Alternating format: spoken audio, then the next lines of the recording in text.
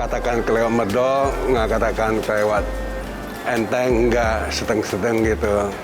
Jadi orang gampang cerna. Aku udah lama sih langganan. Dia enak sih emang, makan dari zaman papanya dulu.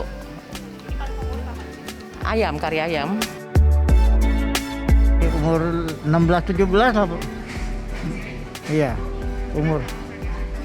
Ya emang biasaan sini ngumpul, kadang-kadang ada temen sini. Kopi masih sederhana, kita beli di pasar, kita seduhin. Makin tahun sudah kita lihat kopi di sini tuh kurang oke. Jadi kita bikin kopi racikan sendiri.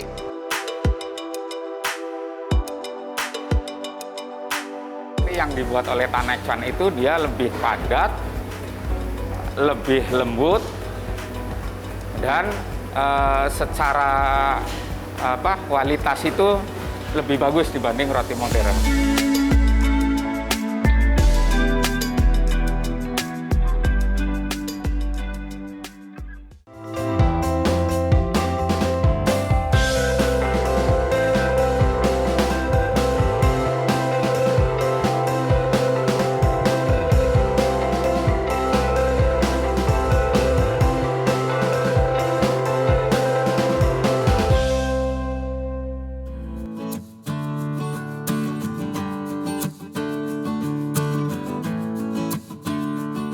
Jakarta kental dengan kuliner otentik dan legendaris.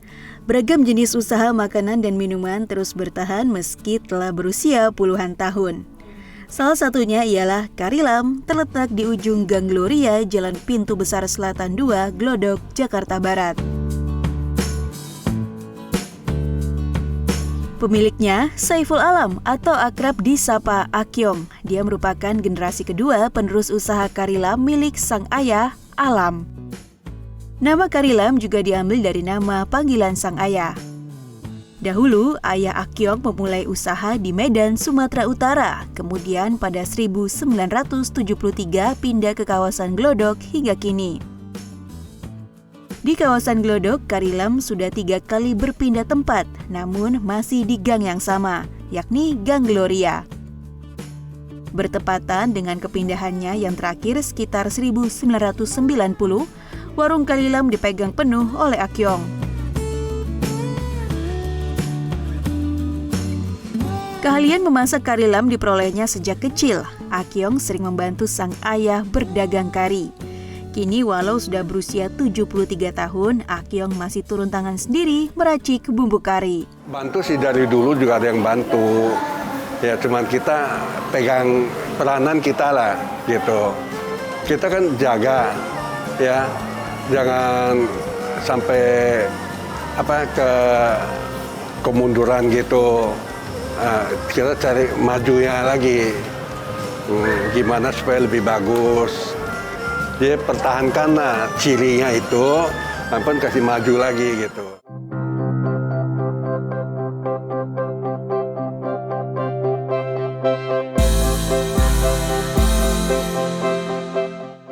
Semangkuk Karilam berisi daging sapi atau daging ayam kampung, potongan kentang, lalu disiram dengan kuah santan bercampur susu. Lebih nikmat disantap dengan bihun atau nasi putih. Kalau kita makan berasa itu kuahnya ya, wangi, nggak katakan medok lah ya. Kayak ada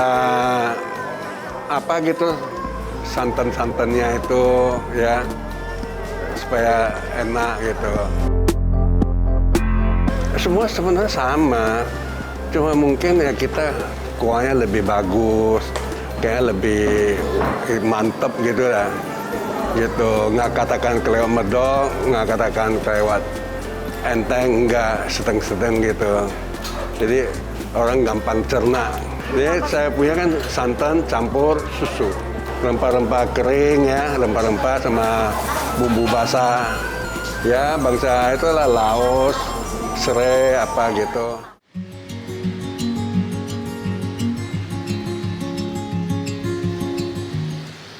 Selama 3 dekade menjadi kepala warung, selama itu pula Akyong merasakan perubahan yang cukup berdampak pada omset warung.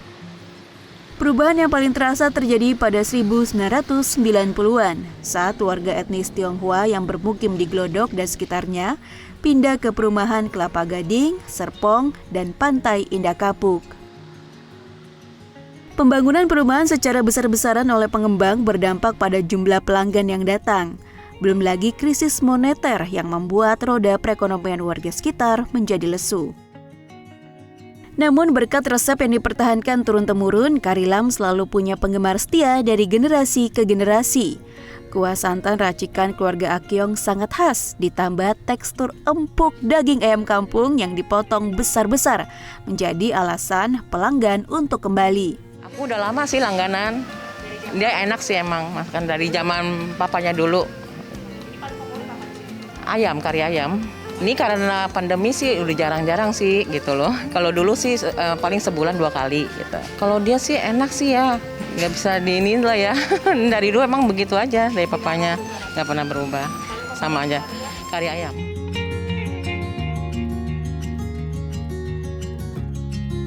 Semangkuk kari lam sapi atau ayam kampung dijual Rp50.000 per porsi. Bila menggunakan bihun atau nasi dikenakan biaya tambahan Rp5.000. Kari lam buka setiap hari pukul 8:30 pagi hingga 4 sore. Tempat makan legendaris ini kerap menjadi tujuan wisatawan lokal maupun mancanegara sebagai tempat kuliner legendaris saat mengunjungi Jakarta.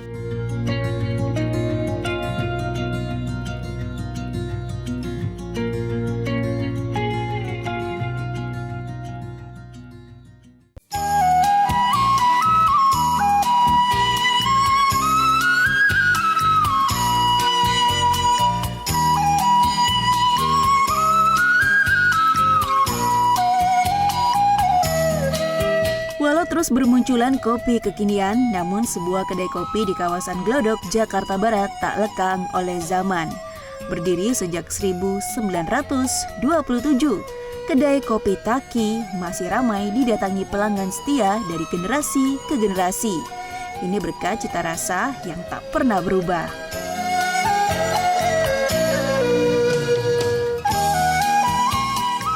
Di sebuah gang bernama Gloria inilah kedai kopi tertua di Jakarta berdiri, letaknya tersembunyi namun paling dicari para penikmat kopi.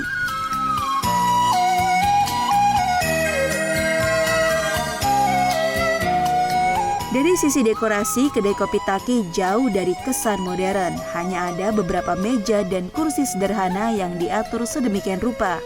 3 buah kipas angin gantung serta puluhan foto di dinding yang menjadi saksi bisu perkembangan kedai kopi ini.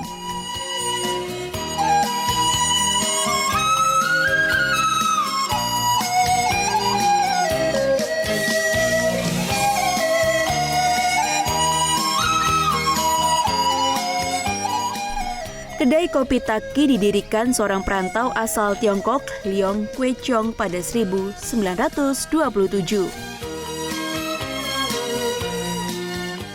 Penamaan Taki dipilih karena memiliki filosofi yang mendalam. Kata Tak memiliki makna orang yang punya sifat bijaksana, sederhana dan apa adanya. Sedangkan kata Ki merujuk pada sesuatu yang mudah diingat banyak orang.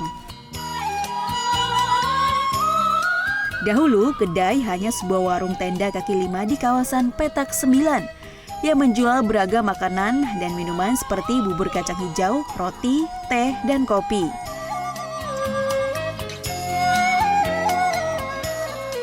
Satu tahun setelahnya, pada 1928, Leong Kwe Chong memindahkan kedai kopi Taki ke gedung berarsitektur Belanda di Gang Gloria yang berdiri hingga saat ini.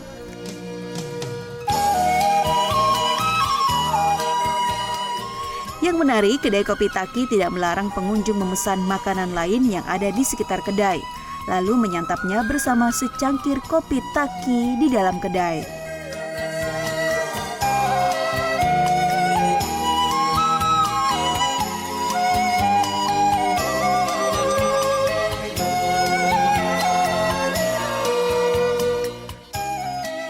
Setelah Leong Kwe Chong wafat pada 1976, kedai kopi Taki diteruskan oleh generasi ketiga, yaitu Latif Yulus.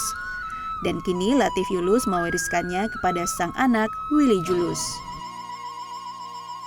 Sejak pertama didirikan hingga saat ini, kedai kopi Taki hanya menyediakan kopi original atau kopi hitam dan kopi susu yang disajikan panas atau dingin. Awal 1927 dari tenda itu sebenarnya nggak semua kopi. Sebenarnya dari teh pertama, dari teh ada lagi bubur kacang hijau. Terus baru orang meminta kopi, kita bikin kopi yang masih beli di pasar. Kopi masih sederhana, kita beli di pasar, kita seduhin. Makin tahun sudah kita lihat kopi di sini tuh kurang oke, jadi kita bikin kopi racikan sendiri.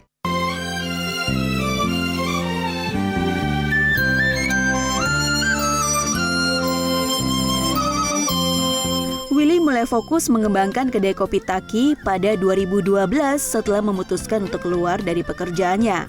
Dia berkomitmen untuk meneruskan usaha turun-temurun keluarga.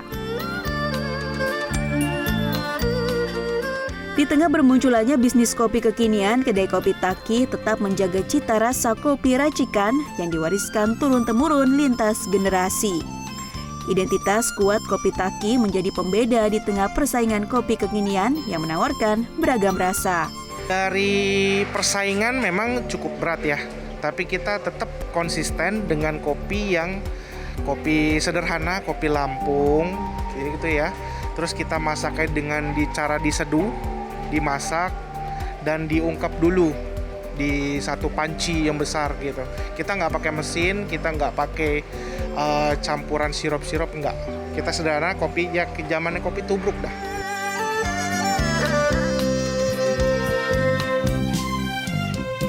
Beberapa pelanggan pertama kali mencicipi kopi Taki karena diajak orang tua mereka. Puluhan tahun setelahnya, mereka kembali ke kedai nyaris berusia 1 abad ini sambil mengenang masa kecil.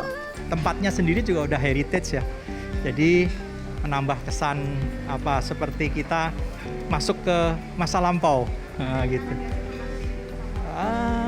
Dulu banget pernah sama orang tua saya, tapi itu udah dulu banget. Tapi yang sering tuh sudah dari tahun 2000-an. Di umur 16-17 apa? Iya, umur. Ya emang kebiasaan sini ngumpul, kadang-kadang ada temen sini. Jadi saya sering kesini aja, ngopi sama nasi campur. Enggak berubah kopinya.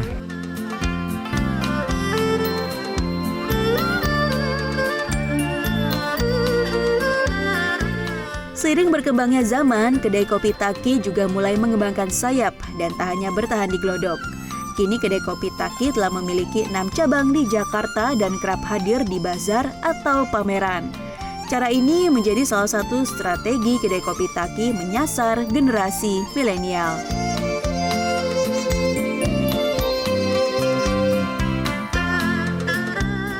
Meski berbagai sosial media dimanfaatkan untuk mempromosikan dan menjaga eksistensi kedai ini, namun ciri khas klasik kopi Taki tetap terjaga.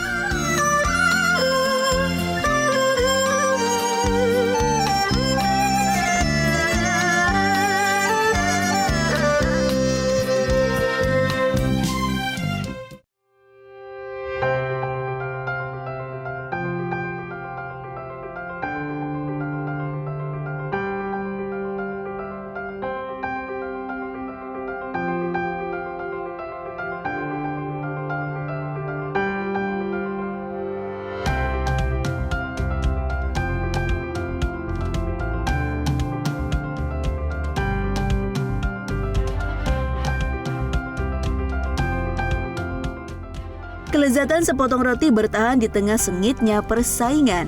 Bagi warga Jakarta, Bogor, dan Tangerang, nama toko roti satu ini tak asing lagi. Ya, toko roti Tan Ek Chuan. Toko roti ini merupakan salah satu toko roti tertua yang ada di Indonesia.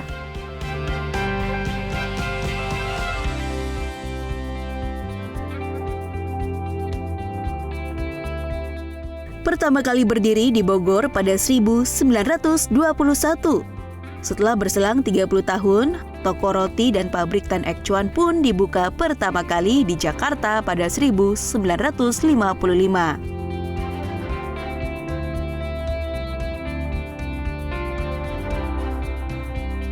Namun sejak Pemprov DKI Jakarta melarang adanya pabrik di tengah kota, pada 2015 pabrik pun pindah ke Tangerang Selatan.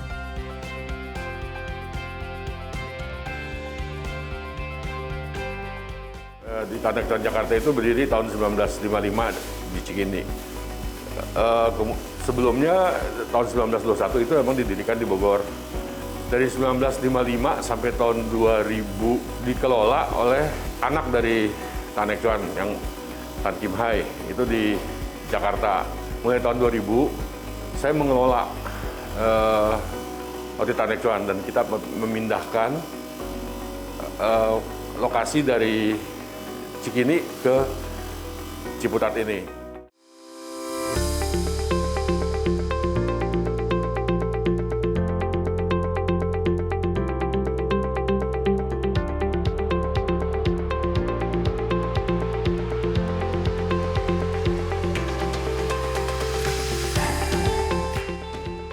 Industri roti kekinian di Indonesia yang terus berkembang beberapa tahun terakhir tidak membuat roti Tan Ekcuan kalah saing.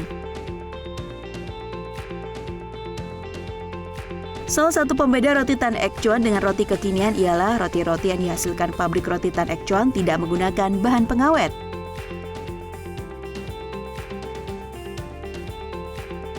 Meski tidak seawet roti kekinian, namun tekstur roti Tan Ekcuan lebih padat dan lembut.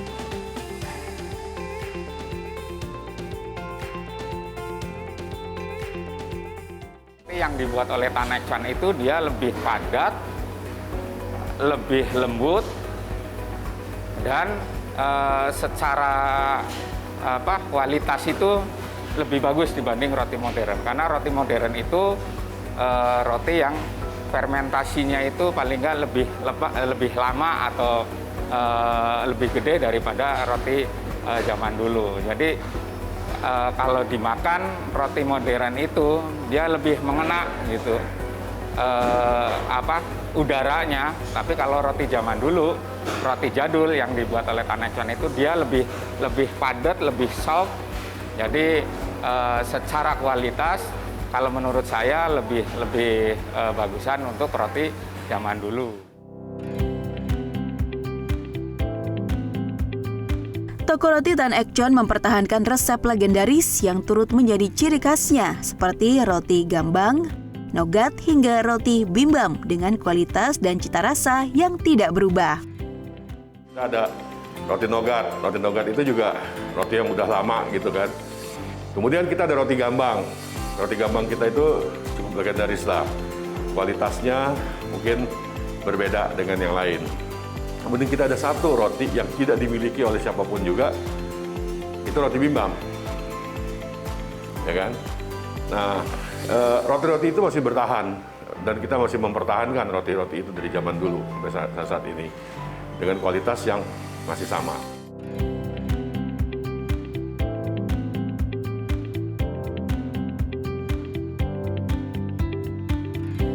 Dalam produksinya, toko roti Tan Ekcuan masih menggunakan alat pembuat roti yang usianya telah puluhan tahun.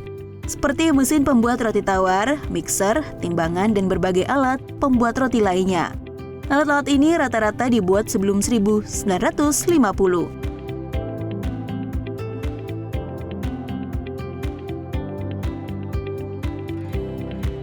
Guna mempercepat proses produksi, penggunaan alat-alat ini dipadukan dengan mesin modern. Dalam satu hari, toko Tan Ekcuan dapat memproduksi 10.000 potong roti yang terdiri dari 30 varian.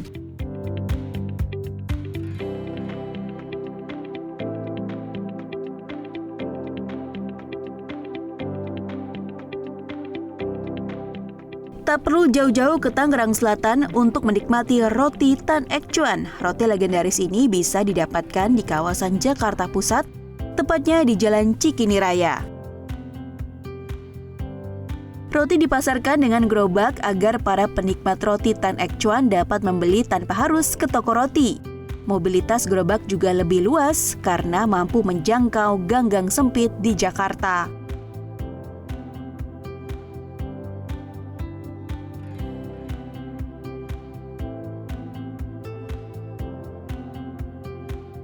Banyak nih alasannya kenapa kita masih pakai gerobak. Meskipun kita juga udah ada motor sekarang juga. Tapi gerobak ini gini, gerobak ini kan merupakan sesuatu yang jadul, satu. Kemudian dia green kan, nggak ada bahan bakar, nggak ada polusi gitu. Dan dia cukup kecil sehingga bisa masuk ke gang-gang. Gitu. Tapi untuk di tempat-tempat yang modern juga masih unik.